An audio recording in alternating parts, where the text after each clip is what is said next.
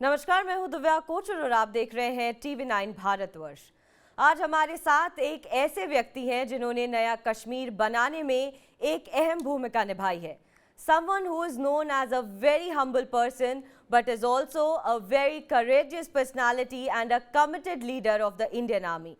Social media पर इनकी बहुत ज़्यादा फैन फॉलोइंग तो है ही, साथ ही अब इनकी किताब कितने गाजी आए कितने गाजी गए एक बेस्ट सेलर है। Lieutenant General KJS Dhillon sir, thank you so much for joining us. Sir, congratulations for your book. We hear it is already a bestseller. Let me begin by asking you कि जब पुलवामा का हमला हुआ तब आप कुछ दिन पहले ही कश्मीर आए थे, आपका रिस्पॉन्स क्या था? आई थिंक व्यूअर्स ये जानना चाहेंगे कि इसके पीछे की कहानी क्या रही। Thank you. एंड जिस दिन पुलवामा का हमला हुआ 14 फरवरी 2019, आज से 4 साल पहले, मैं 10 फरवरी 2019 को चिनार कोर कमांडर का कार्यभार संभाला था। और जब वो हमला हुआ तो वो हमला इतना गंभीर था कि इससे पहले कश्मीर के आतंकवाद के 3 दशक के दौर में इतना बड़ा हमला जिसमें इतनी ज्यादा कैजुअलिटी हुई हो वो नहीं हुआ था। तो पहले कुछ समय लगा ये समझने के लिए कि कितनी कैजुअलिटी है। सबसे पहले जो हमारी कार्रवाई थी वो ये थी कि हेलीकॉप्टर्स को प्रेजेंट किया गया कैजुअलिटी इवैक्यूएशन के लिए। डॉक्टर्स को 92 बेस हॉस्पिटल जो बदामी बाग कैंट में है उनको इमरजेंसी कॉल किया गया ताकि जितने भी कैजुअलिटीज आए उनको बचाया जा सके। ये सब करने के बाद उसके 2 घंटे बाद ही हमने ये प्लान किया कि अभी इन आतंकवादियों को जिंदा नहीं छोड़ना है। उसके लिए हमने इंटेलिजेंस गैदरिंग की तैयारी शुरू की। 48 घंटे के अंदर ही हमें वो खबर मिली कि वो आतंकवादी इस वक्त पिंगलाना गांव में हैं, लेकिन हमारे पास वक्त सिर्फ 3 से 4 घंटे का था। उसके बाद वो दोबारा से अपना बेस शिफ्ट करके किसी और जगह में जाने की तैयारी में थे जी। 55 राष्ट्रीय राइफल्स, जम्मू कश्मीर पुलिस और सीआरपीएफ ने एकदम से मिलकर प्लानिंग किया और कोऑर्डिनेट सर्च का वो जो प्लान बनाया, उस पिंगलाना गांव को अलग अलग दिशा से अप्रोच किया, सरप्राइज को मेंटेन रखा और by midnight we hit this module. And इसके बाद पहले शुरू के चंद एक मिनटों में ही मेजर विभूति व डोंडियाल और कुछ जवानों की कैजुअलिटी हुई, लेकिन उसके बावजूद भी सिक्योरिटी फोर्सेज ने अपने ऑपरेशन को कमजोर नहीं होने दिया और लगातार दबाव बनाए रखा। और 100 घंटे के भीतर कामरान जो पाकिस्तानी टेररिस्ट था, इस मॉड्यूल का कमांडर था, उसका कोडवर्ड गाजी था, और 100 घंटे के अंदर इस मॉड्यूल को खत्म कर दिया गया ताकि ये कोई और ऐसी घटना को दोबारा अंजाम ना दे सके। सर, आज पुलवामा अटैक की 4th एनिवर्सरी है, तो आप हमारे जवानों को कैसे श्रद्धांजलि देना चाहेंगे?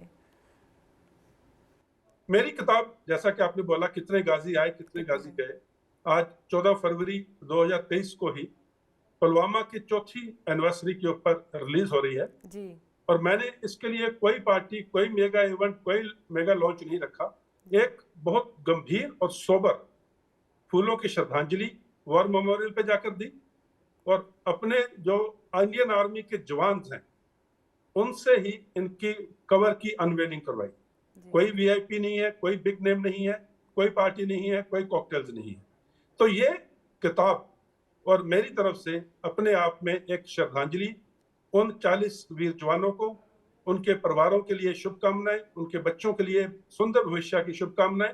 आज सभी धर्म स्थलों में जाकर के यही प्रार्थना की है कि उनको आत्मा को शांति मिले, उनके परिवार को शुभकामनाएं और आगे तरक्की मिले। जी जी जी सर, पुलवामा के बाद आपने as a army commander Jaish e Mohammed आतंकवादी ग्रुप के सब लीडर्स को मार गिराया था, वो कैसे हुआ? जब पुलवामा हुआ तो वो इतनी बड़ी ट्रेजेडी थी और वो काफी लोगों को ये मालूम नहीं है कि पुलवामा के 10 दिन बाद 24 फरवरी को पुलवामा की ही तरह जी। एक सुसाइड बॉम्बर और ऑलरेडी तैयार हो चुका था। उसने अपना वीडियो भी बना लिया था कि मैं एक हमला करने वाला हूँ, सुसाइड बॉम्बिंग करने वाला हूँ। हमें उसकी भी खबर मिली इंटेलिजेंस एजेंसी और सिक्योरिटी फोर्सेस को, और 24 फरवरी को उस मॉड्यूल को भी खत्म किया इससे पहले कि वो पुलवामा 2 को अंजाम दे सकते। इसकी पूरी डिटेल्स वो कैसे हुआ, कहाँ हुआ, ये मेरी किताब में दर्ज है जी। और आज जो पुलवामा के बाद में जो आपका सवाल था कि जैश ए मोहम्मद के कमांडर्स को कैसे खत्म किया, जी पुलवामा क्योंकि जैश ए मोहम्मद ने किया था, उसके बाद में हमने पूरा अपना जोर लगा दिया कि जैश ए मोहम्मद को जड़ से खत्म कर देना है कश्मीर में, जी और बाकी के जो टेररिस्ट ग्रुप थे उनको भी, और जो भी जैश का कमांडर बनता था उसको हम अगले चंद एक दिनों में ही खत्म कर देते थे। हालत ये हो गई थी कि पाकिस्तान से हुक्म आता था कि फलां आदमी अभी जैश ए मोहम्मद का कश्मीर का कमांडर है, और वो फलां आदमी मना कर देता था कि मुझे कमांडर नहीं बनना है, क्योंकि उसको मालूम था वो कमांडर बना और उसकी जिंदगी खत्म। जी तो इतनी जो दहशतगर्दी और जो दहशतगर्द ग्रुप, उनके दिलों में इंडियन सिक्योरिटी फोर्सेस का ये खौफ पैदा किया था, और उसके बाद जब 5 अगस्त 2019 को धारा 370 खत्म हुई, वही खौफ बरकरार रखते हुए अभी शांति का माहौल बहुत आगे बढ़ चुका है कश्मीर में। जी जी जी बिल्कुल। आपकी प्रेस कॉन्फ्रेंस की लाइन कितने गाजी आए कितने गाजी गए बहुत फेमस हुई है। ये आपने क्यों बोला और आप इसे किसे मैसेज देना चाह रहे थे? और एक और चीज़ है, मैं जानना चाहूँगी कि जिन लोगों को ये गाजी का मतलब नहीं पता, आप व्यूवर को ज़रूर बताएं कि क्या कॉन्टेक्स्ट है इस लाइन का। कितने गाजी आए कितने गाजी गए, जो कि मेरी किताब का टाइटल भी है। जी ये जब 14 फरवरी 2019 को जैश ए मोहम्मद ने पुलवामा आईडी ब्लास्ट किया, जिसमें हमारे 40 सीआरपीएफ के जवान वीर गति को प्राप्त हुए, जी उस जैश ए मोहम्मद का जो मॉड्यूल था और कश्मीर का ओवरऑल जो कमांडर था, वो एक पाकिस्तानी टेररिस्ट था जिसका नाम था कामरान, जी और उसका कोड नेम गाजी था। गाजी जो पाकिस्तानी आतंकवादी हैं, जो पाकिस्तानी टेररिस्ट हैं, उनका एक बहुत प्रेफर्ड कोड नेम है, यानी कि वो इस कोड वर्ड को रखने की हमेशा कोशिश करते हैं। तो जैसे आपको मालूम है, मेरे कश्मीर में 6-7 टेन्योर उससे पहले भी रह चुके हैं। जी 1988 से लेकर कैप्टन से major, lieutenant colonel, colonel, brigadier, फिर ब्रिगेडियर, और मेरे काफी टेन्योर्स कश्मीर में है, जिसमें ये गाजी नाम के कोडवर्ड वाले पाकिस्तानी आतंकवादी हमने बहुत पहले खत्म किए हुए हैं। और ये क्योंकि मुझे मालूम था कि गाजी उनका एक प्रेफर्ड कोड नेम है, जी और जब 14 फरवरी को पुलवामा वाला हमला हुआ, उसके बाद मीडिया में ये बात बहुत घूम घूम के आ रही थी कि इस मॉड्यूल का कमांडर गाजी है और गाजी ने पुलवामा के हमले को अंजाम दिया। जी तो जब ये प्रेस कॉन्फ्रेंस हुई तो मेरे को एक जर्नलिस्ट ने ये सवाल पूछा जी कि सर, क्या गाजी मारा गया है या नहीं, क्योंकि पिछले 4 दिन से उसका मीडिया में बहुत ज्यादा जिक्र चल रहा था। जी तो मैंने, क्योंकि मुझे गाजी की हकीकत मालूम थी कि क्यों गाजी कोड नेम रखते हैं, जी और दूसरी बात थी, मैं उस आतंकवादी को ज्यादा महत्व नहीं देना चाहता था। जी तो जब मेरे से ये सवाल पूछा गया कि इज गाजी डेड, तो मेरा जवाब था, कितने गाजी आए कितने गाजी गए परवाह नहीं, we are there, don't worry. जी जी सो ये एक मैसेज ना सिर्फ उन आतंकवादियों का था, ये मैसेज उनके आकाओं को भी था, जो कि सरहद के पार या लाइन ऑफ कंट्रोल के पार पाकिस्तान ऑक्युपाइड कश्मीर या पाकिस्तान में बैठी है, जी कि कोई भी गाजी आप भेजिए, हम उसको खत्म करेंगे। कितने गाजी आए कितने गाजी गए, India is strong, India will remain strong. और डेफिनेटली इतिहास में जाए तो मोहम्मद गजनी भी आया था, जी और हिंदुस्तान आज भी है, तब भी था, आगे भी रहेगा। जी जी बिल्कुल बिल्कुल। सर, मेरे हिसाब से आपका सबसे चैलेंजिंग रोल तब हुआ जब मोदी सरकार ने डिसाइड किया कि आर्टिकल 370 का एब्रोगेशन किया जाए। कितना मुश्किल था ये समय और आपने इसके पीछे कैसे प्लानिंग की? इससे पहले कि मैं इस सवाल का जवाब दूं, मैं आपको एक छोटा सा एनेक्डोट बताना चाहता हूं, जो जी। मेरे साथ में जब मैं गुजरात यूनिवर्सिटी में वहां यूनिवर्सिटी के स्टूडेंट्स को एड्रेस कर रहा था। जी तो जैसे आपने सवाल पूछा कितना चैलेंजिंग था, कितना मुश्किल था, मेरे को एक लड़की ने, एक स्टूडेंट ने गुजरात यूनिवर्सिटी के सवाल किया कि सर, इंडियन आर्मी का जॉब कितना चैलेंजिंग है। तो मेरा उसका जवाब था, मैंने बोला था, इंडियन आर्मी एक जॉब नहीं है, इंडियन आर्मी मोहब्बत है, और मोहब्बत में चैलेंज नहीं होते, मोहब्बत में अफसाने होते। क्या बात है। So coming back to your point, army के सामने चैलेंजेस नहीं होते हैं, कुछ कंसर्न्स होते हैं, कुछ एक सिचुएशन ऐसी आती है जिसको सॉल्व करने में जहाँ थोड़ी प्लानिंग ज्यादा लगती है। और जो अफसानों की बात कर रहे हैं वो एनेक्डोट्स जो हम अभी शेयर कर रहे हैं, जब मेरी किताब में जो दिए हैं वो है। तो coming back to your question, जब सरकार ने ये घोषणा की, जहां उन्होंने प्लानिंग की कि आर्टिकल 370 या धारा 370 को कश्मीर, जम्मू कश्मीर से हटाना है, तो हमारे ऊपर जिम्मेवारी थी कि उसको सही तरीके से लागू किया जाए और शांति कायम रखी जाए। इसको हमने 3 फेज में बांटा। जब मैं कहता हूं हमने, तो जो टीम सिक्योरिटी फोर्सेस, जिसमें शामिल है army, Jammu Kashmir police, CRPF, intelligence agencies और सिविल एडमिनिस्ट्रेशन, और सबसे महत्वपूर्ण कश्मीर का अवाम या कश्मीरी पब्लिक। तो 3 फेज ये थे कि 5 अगस्त 2019 से पहले क्या क्या तैयारी करनी है उसके लिए, और सीक्रेसी मेंटेन रखनी है। 5 अगस्त 2019 को जब ये घोषणा हुई, उस दिन हमने क्या क्या एक्शन लेने हैं इमीडिएटली अगले कुछ दिनों में, और उसके बाद अगले 3 महीने के लिए किस तरह से शांति को कायम रखना है जी। तो इसके लिए हमने अपने आप को 2 एम दिए। पहला एम ये था कि हिंदुस्तान की सरकार का आदेश हिंदुस्तान की सरजमी के हर एक इंच धरती के ऊपर लागू होगा जी। ऐसा नहीं हो सकता कि हिंदुस्तान की सरकार कुछ आदेश दे या कुछ हुक्म दे या कोई पार्लियामेंट कुछ लॉ पास करे और उसका ग्राउंड के ऊपर इंप्लीमेंटेशन ना हो सके।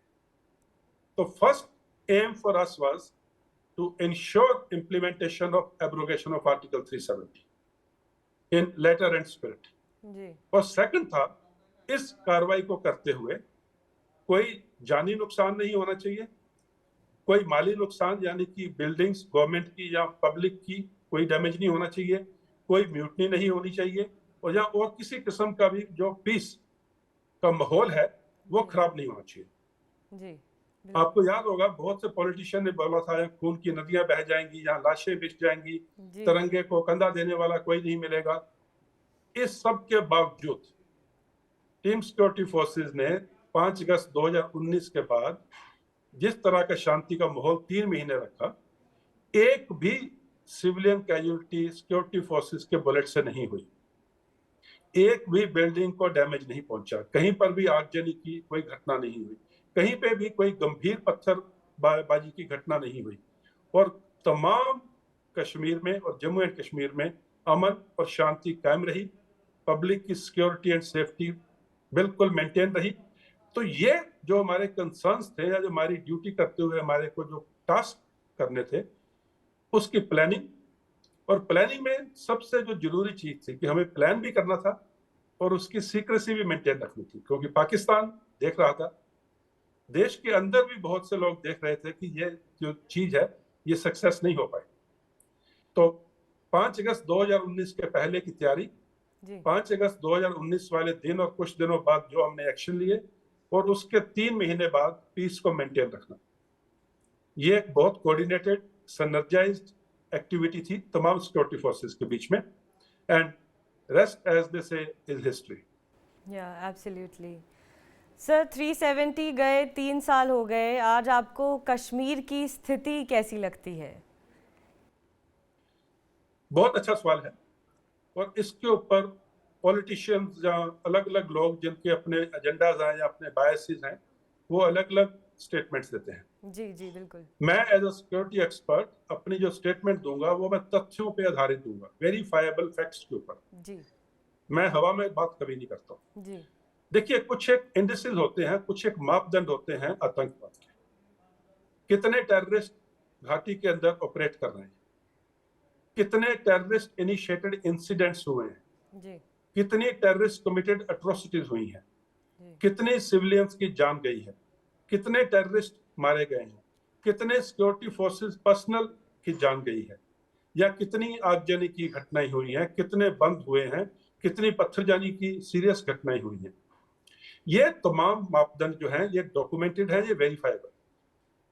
तो ये तमाम जो मापदंड हैं, अगर जो ऊपर जाते हैं तो इसका मतलब आतंकवाद ऊपर जा रहा है, अगर नीचे जाते हो तो इसका मतलब आतंकवाद कंट्रोल हो रहा है। इसके अलावा कुछ एक और मापदंड है, टूरिस्ट कितने आए, दुकानें कितने बजे तक खुली रहती हैं, इनकम लोगों की बड़ी है, और एजुकेशन इंस्टीट्यूशन स्कूल्स कितने दिनों तक खुले रहे, हॉस्पिटल्स और बाकी गवर्नमेंट एजेंसीज कैसे काम कर रही हैं, कितने दिन खुली रही, क्या लोकल पटवारी या लोकल टीचर आखिरी गांव तक पहुंच के अपनी ड्यूटी कर रहा है। ये मापदंड जब ऊपर जाते हैं तो इसका मतलब है कि पीस इज मेंटेन्ड। तो टेररिज्म के मापदंड तमाम नीचे हैं आज की तारीख में, और बाकी जो डेवलपमेंट और इंफ्रास्ट्रक्चर और पीस के मापदंड हैं वो तमाम ऊपर है। तो ये चीजें वेरीफाइबल हैं, ये फैक्ट्स हैं। इसको आज की तारीख के मापदंड या इस महीने के मापदंड अब पिछले किसी भी महीने से month on month, year on year, quarter on quarter compare कर लीजिए, तो ये चीज खुल के सामने आती है कि आतंकवाद नीचे जा रहा है, खुशहाली ऊपर जा रही है। So Kashmir is on way to progress. जी बिल्कुल बिल्कुल। सर, आपने कश्मीर में पिछले 35 सालों में बहुत वक्त गुजारा है, आपके सबसे यादगार पल क्या है कश्मीर के? Yes, you are right. मैंने पिछले 35 साल में कश्मीर में अपनी आधी सर्विस लाइफ शायद कश्मीर में बताई है जी। और यादगार पल कश्मीर की धरती पे एक एक क्षण, एक एक मिनट, एक एक मोमेंट जो मैंने बताई है वो मेरे लिए यादगार है। मुझे कोई नोट्स रेफर करने की जरूरत नहीं है।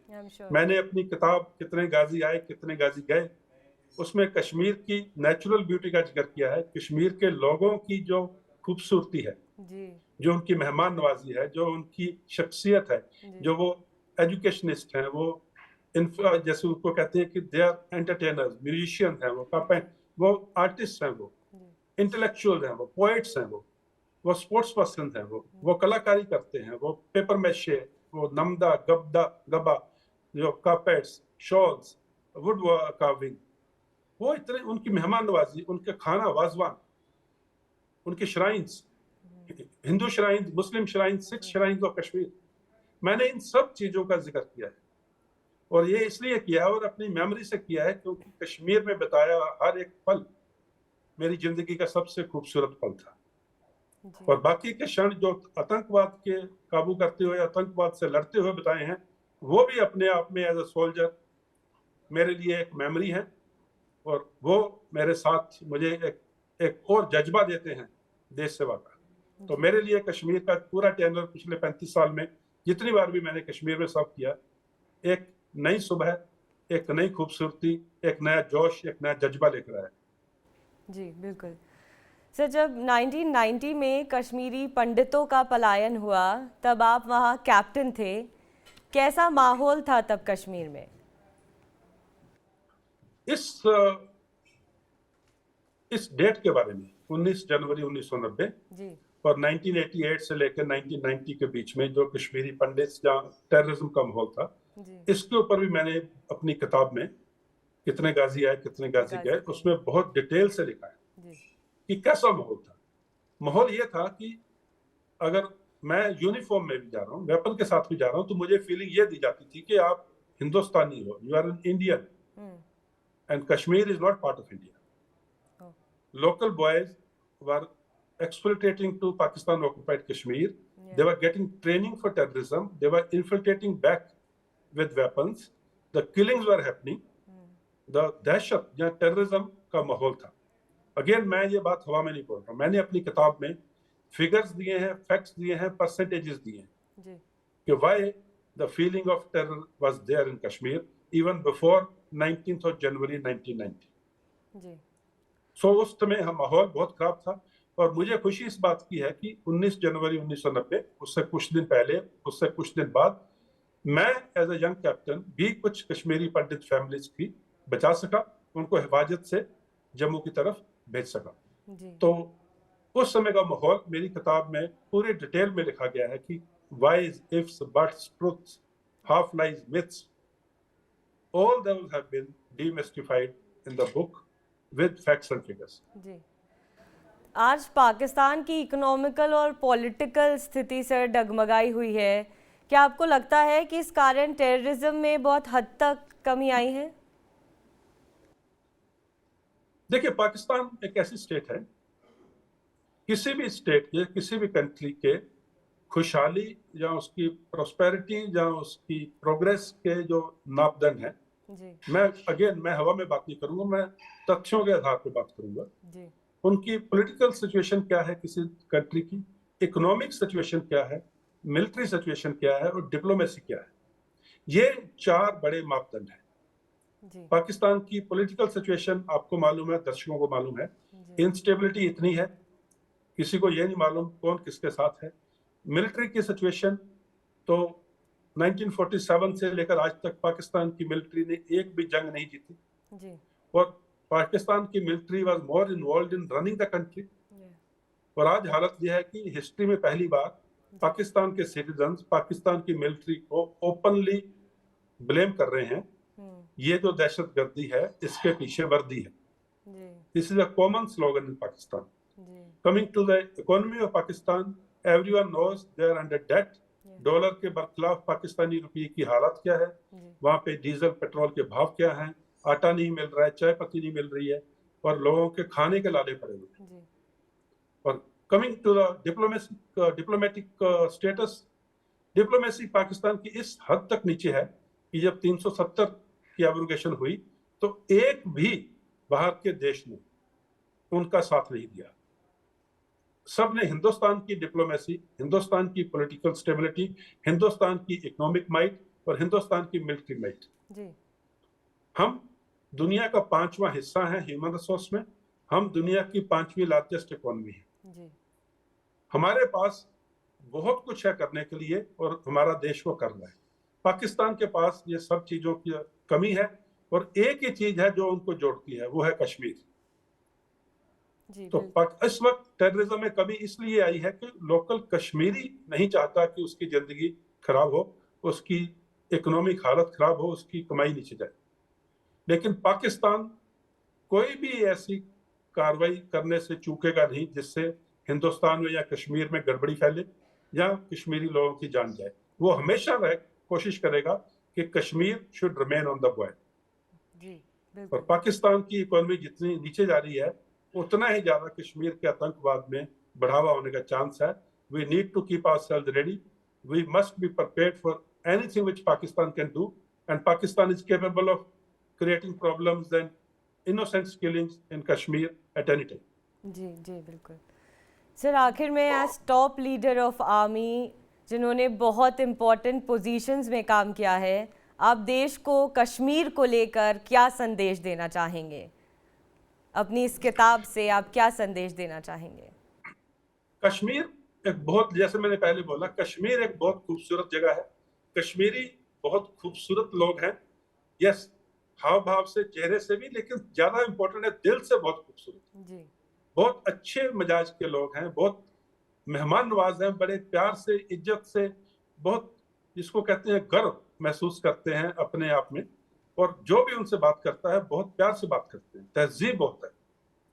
तो कश्मीर, कश्मीरियत, सूफियत, इंसानियत, भाईचारा, ये सब चीजें जो पिछले 3 दशक में पाकिस्तान के टेररिज्म के द्वारा कुछ हद तक प्रभावित हुई थी, ये सब वापस आ रही है।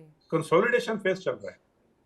अभी हमें खुशी मनाने का मौका अभी तक नहीं पहुंचे हैं, अभी कंसोलिडेशन फेज चल रहा है। जितने गेम्स हासिल किए हैं, खास करके 5 अगस्त 2019 के बाद, उनको कंसोलिडेट करना है।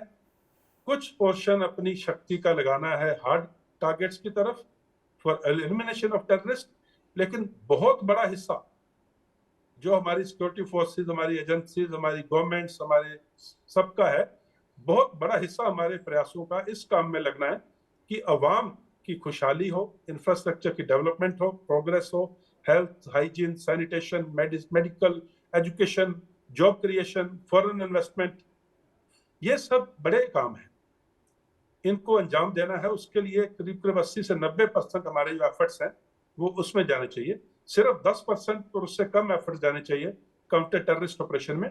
और ये जब होगा तो consolidation of games already made will happen and further progress will happen. जी सर, डेफिनेटली। मुझे एक और चीज़ लगती है कि आपकी किताब कितने गाजी आए कितने गाजी गए, ये बहुत सारे लोगों को एक नया पर्सपेक्टिव देना चाहेंगी, खासकर उन ऑपोजिशन वालों को जो इस पर अटैक को लेकर या तमाम कश्मीर के मुद्दों को लेकर जो है संदेह अपना जताते हैं। देखिए, ऐसे है, अलग अलग लोग कश्मीर के बारे में अलग अलग बात करते हैं जी। हर एक का अपना एजेंडा है, किसी का पॉलिटिकल एजेंडा है, किसी का कम्युनल एजेंडा है, किसी का अपनी गद्दी बचाए रखने का या गद्दी में वापस आने का एजेंडा है जी।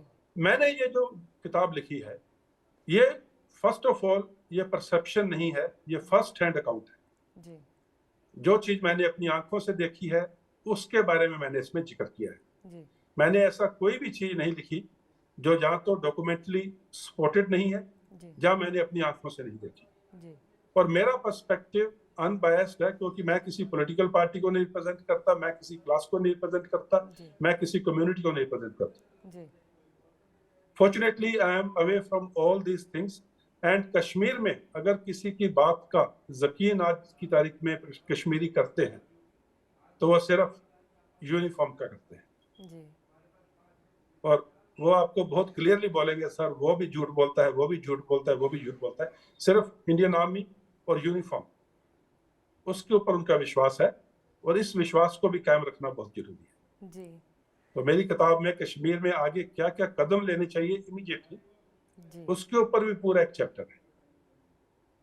तो उस किताब में बहुत कुछ है। एक सोल्जर की बचपन की कहानी है, उसके यंग डेज की कहानी है, उसकी फैमिली लाइफ क्या होती है, फैमिलीज का सेक्रीफाइस क्या है, वाइफ्स का सेक्रीफाइस क्या है। मैं हमेशा कहता हूँ, army wives are the strongest women on this planet. the They manage force the behind the household and forces, everything around yes, it जी single-handedly. Single-handedly they manage it all absolutely when soldier is on the front. मैं अपनी absolutely बात बता दूं, मैं दोनों बच्चों के जन्म के टाइम पे घर पे नहीं था, उनके स्कूलिंग के टाइम पे घर पे नहीं था, उनकी ग्रेजुएशन के टाइम घर पे नहीं था, और मेरी वाइफ ने मेरी मौत की खबर 2 बार टेलीविजन पे देखी है। एक बार जब वो 8 महीने प्रेग्नेंट थी। तो ये चीजें जो हैं ये सब इस किताब में है। अगर जो बच्चे आर्मी ज्वाइन करना चाहते हैं, बॉयज एंड गर्ल्स अलाइक, उनके लिए भी बहुत कुछ है इस किताब में, ये जानने के लिए कि फर्स्ट हैंड एक ऑफिसर का क्या एक्सपीरियंस है, उसकी फैमिली का क्या एक्सपीरियंस है। और 60% किताब कश्मीर के ऊपर है, कश्मीर की beauty, genesis of terrorism, abrogation of 370 and way forward. जी और इसके बीच का दरमियान अंतराल में जो भी कुछ हुआ कश्मीर में, उसका भी जिक्र है। जी sir, thank you so very much for talking to us. It was very nice talking to you. Thank you, नमस्कार। थैंक यू, जय हिंद। नमस्कार सर, थैंक यू। हमने lieutenant general KJS Dhillon sir से बात की उनके किताब पर कितने गाजी आए और कितने गाजी गए। इस किताब में उन्होंने तमाम पुलवामा से जुड़ी हुई चीज़ें और कश्मीर से जुड़ी हुई चीज़ें को दर्शाया है, और ये तमाम उन दर्शकों के लिए है जो कश्मीर और पुलवामा पर संदेह रखते हैं।